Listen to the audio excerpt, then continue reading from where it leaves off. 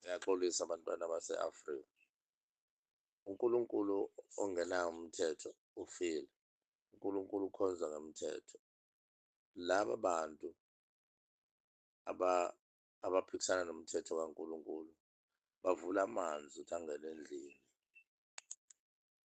Ukubhubha kwala bantwana kabuhlungu kanjena uphawu lokuthi umubi uhamba ngey'nyawo manje nogoqo lakhe lomsila, uhambe ushanela indalo kaNkulunkulu.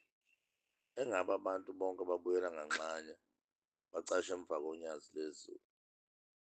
Thina siwu-South West, thina esingamaNazaretha, ithina ekufanele sihole laba bantu ngoba ukuthi ushembe siyisibuko sezwe. Uma kuyithina futhi ezivula amasango ukuthi kulahlwe ubungcwele, leyo nto ayitshengisi ukuthi silandela unyazi lezulu. AmaNazaretha njalo awatshengisi ukuthi alandela uNkulunkulu wakithi ebuhleni bamaNazaretha.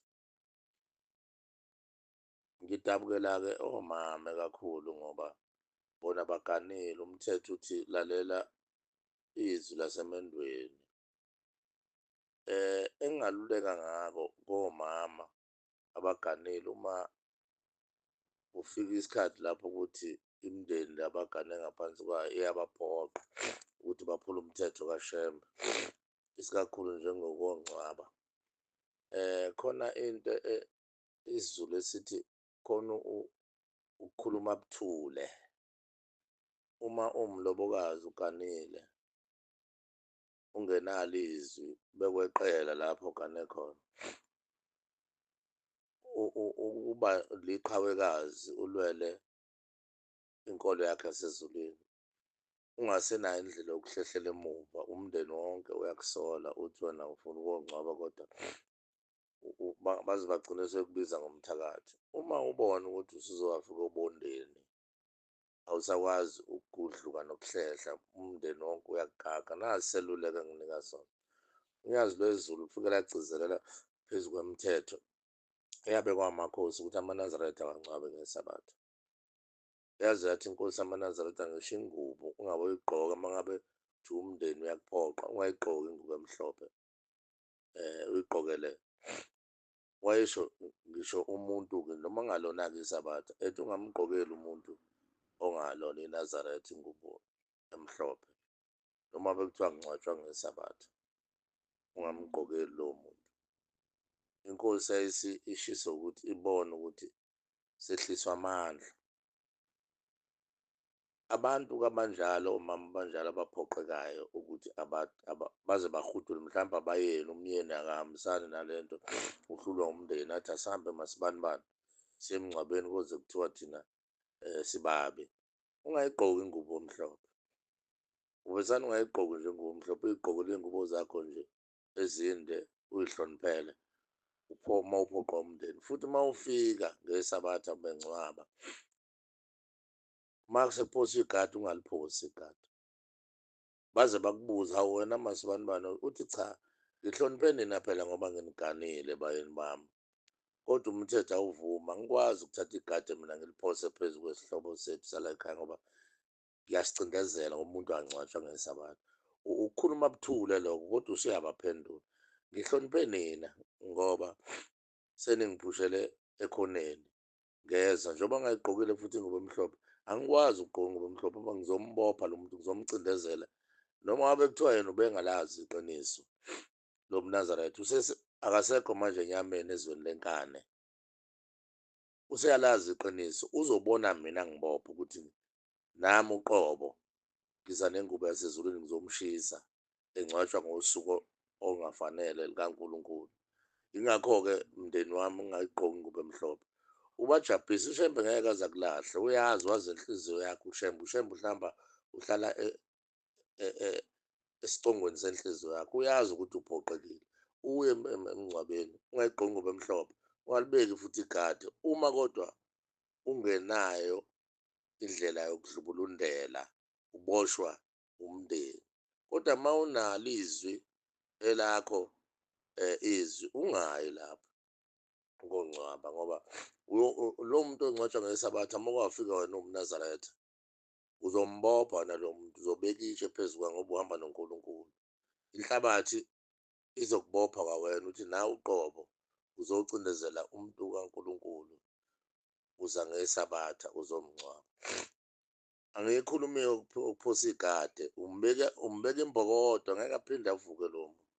Kufanele ungakuhlolizi-ke lo, ungakusabi. Ngisho ngathi umyeni wakho, hhayi mkami phosa phela bazongibuka besemndeni uthi cha baba, lapho ngeke ngikwenze, ngihloniphile ngeza nje.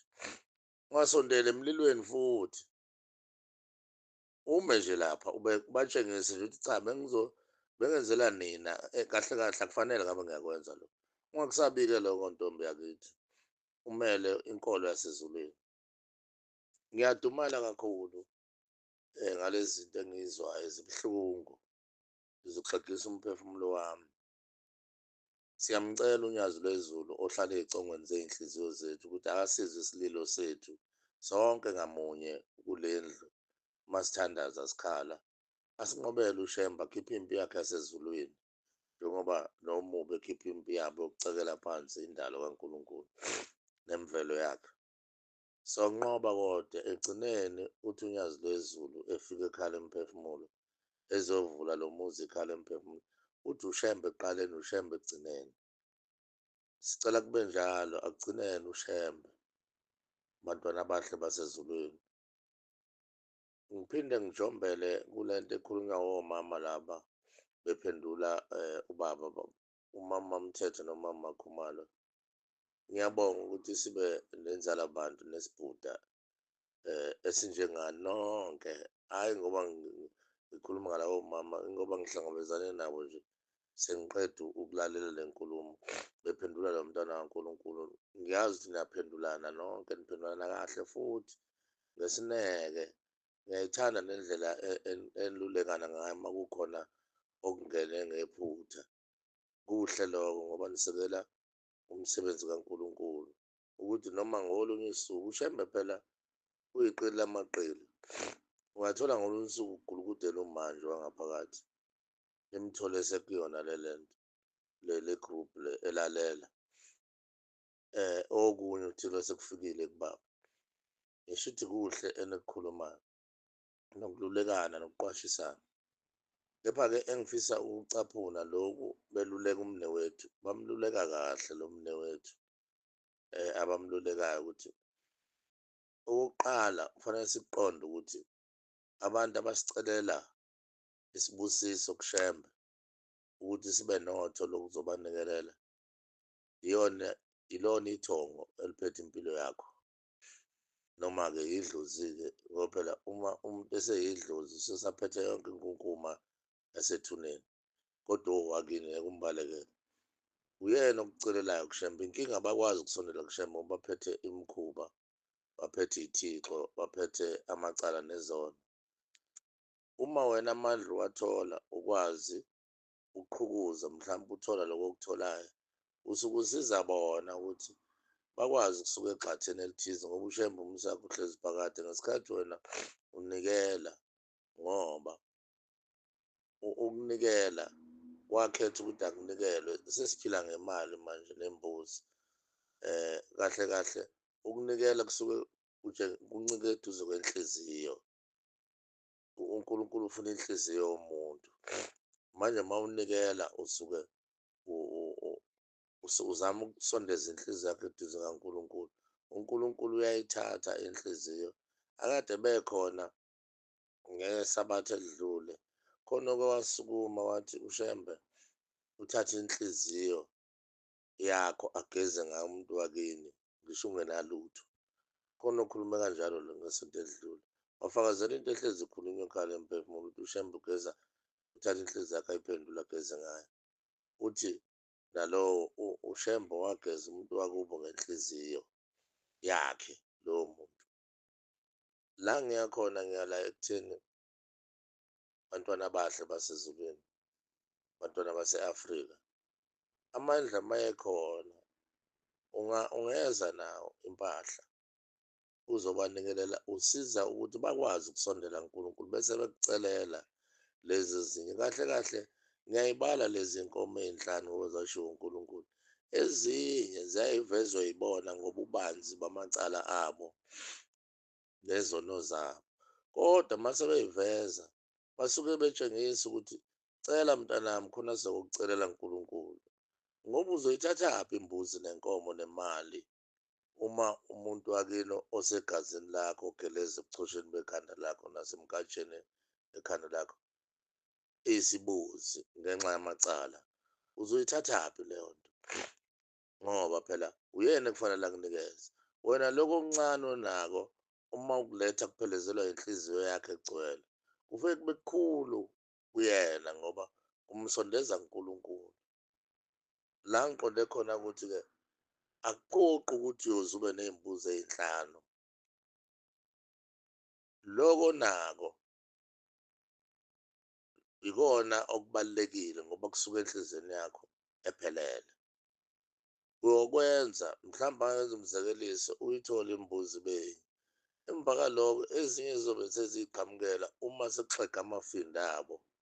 Ngoba ucela kubona, ungayikhandli, ungayi futhi koboleka imali, ubolekela uthenge umaya, uthenge iy'mbuzi ngoba ayisebenzi leyo mali. Kufuneka imali esuka enhliziyweni yakho, ey'thukuthukhu zenhliziyo yakho ngoba usuke uyinikwa yibona. Ungayiboleki imali uma ungenayo, woza uzosebenza emzini kaNkulunkulu. Futhi amandla uma ungenawo ukufika emzini kaNkulunkulu uzosebenza. Yonke imizi iseduze nani la nikhona enazi ukuthi onyazi lwezulu, imizi kaNkulunkulu. Uma nisebenza kuyona lithi inkosi yezulu nomhlaba, njengoba ngijuluka kanje, ngicelela ukuthi uphendule inkomo le mjuluko yami, uyiphendule inkomo yokubutha isizukulwane sakithi, uyosifaka emfuleni owasithembisa wona ezweni lasemaqadini ikhala empemula, uyobageza bakhuxulisile. Usho ubusebenza ezweni lakini emzini kaNkulunkulu. Ngiyabonga bantwana abahle basezulwini. Sengathi uNkulunkulu wasebuhleni angangena ey'nhliziyweni zethu njengoba ehlele esicongweni sazo, ayihlole lonke usizi lwethu abeze siphendula ngamunye ngamunye. Inkosi isibusise.